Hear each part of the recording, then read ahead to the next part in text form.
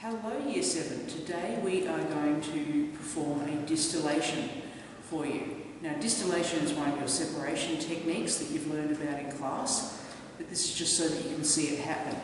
Now we are going to separate, we've got some water that has some food dye in it, and we're going to separate it out so that we just get clean water on the other side. Have you ever had a situation where you really wanted to get clean water out of some water with dye in it? This will be something that can be really helpful for you.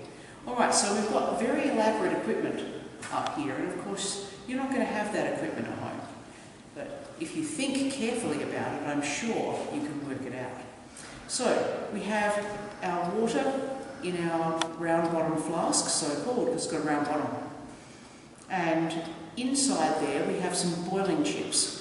These are just some pieces of broken glass of porcelain that you probably break a crucible at some stage while you're at Marist, and your crucible will go into this jar. So what that's going to do is that's going to help stop big bubbles from forming in that solution, and we don't want big bubbles splashing the food dye up, or we'll end up with food dye in our clean water, and that's not going to get us good marks, is it? So what we are going to do is, with our Bunsen burner, we're going to boil this water, and we're just going to keep it, we don't want it boiling madly. We just want it to be boiling gently enough so that all of the steam goes up and goes over into this part of the apparatus. Now this part of the apparatus is called a condenser, or its proper name is a Liebig condenser. And what we're going to do is run some water through that. The Liebig condenser is made of two concentric glass tubes. So, concentric means one is inside the other. So if we chopped through the middle of the condenser and had a look, we would see one glass tube inside the other glass tube. And what we're going to do is make sure that we've got water in between them. And that's going to make the stuff in the middle cool down really well. Okay, so that's going to be our condenser. Then we have a receiver adapter, which is just a piece of glassware that allows us to drip our clean water into a beaker.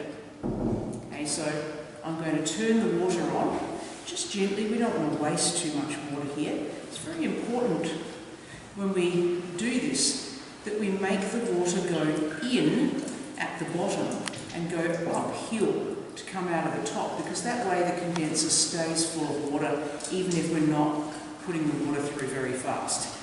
Okay, I'm going to light the Bunsen burner. So of course, you know how to do this. So we're going to turn, do we strike the match first? We strike the match first, because we are not chemists yet. We turn on the gas, and we take it in from the side, and that's quite a blue flame before the air hole's closed. Just going to open the air holes now. There's that nice roaring blue flame. We always heat with a blue flame, don't we? We don't ever heat with the yellow flame, or we just end up making a mess with carbon everywhere. So I'm just going to keep my hand on the tube of the Bunsen burner right now to make sure that it doesn't slide off of our retort stand base here. And we're going to boil this water. Just rocking the Bunsen burner back and forth, because I don't want a hot spot on the glass. I don't want to crack this glass by having all of the heat just on one part of it.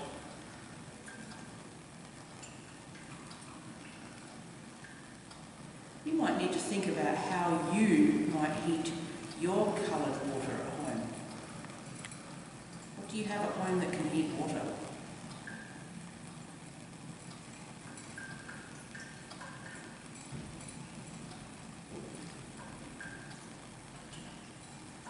I can see some little bubbles starting in the solution, and I can see a little bit of steam on the top of the flask now. So we're starting to get that steam coming off, and that steam is going to go up into the condenser. And what you need to be looking for is drips of water, nice pure clean water coming out the other end. Let's see how well we do today.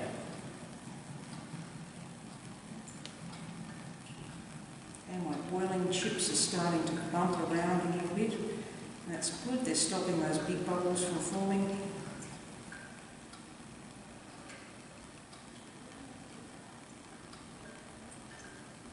Getting more and more steam coming up now. I can see some steam up around the bottom of the thermometer.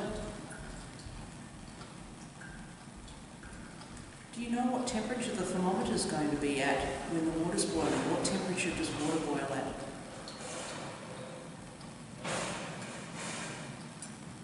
Did you say 100 degrees? Man, I'm like Bill Nye the Science Guy.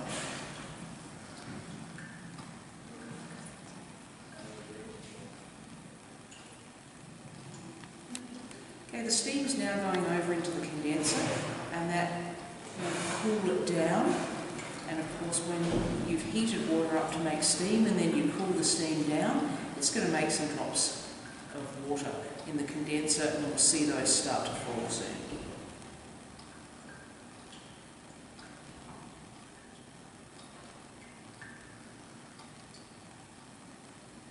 Okay, so you can see some steam coming over to the condenser right here now. And soon that's going to cool down and make a drop of water.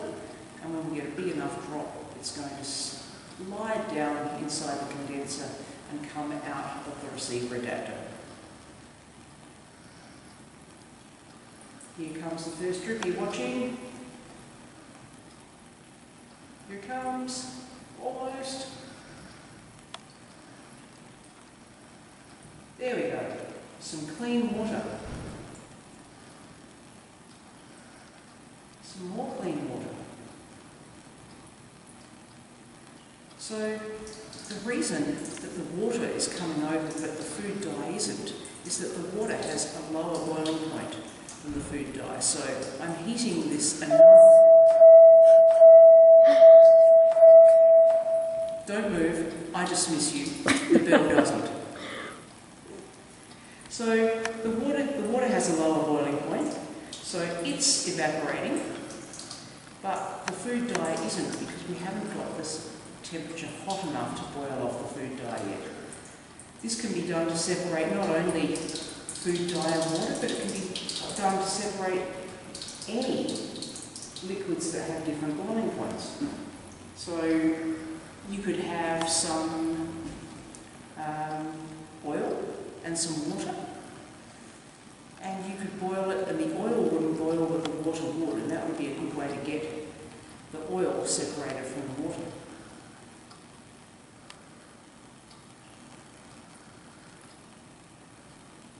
Okay, now we could keep going and going and going until all the water is boiled, but that's going to take a long time, so I think we've seen this process happen now, so I'm going to turn the Bunsen burner off.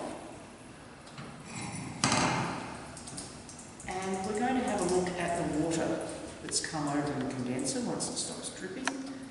Just one more drip coming.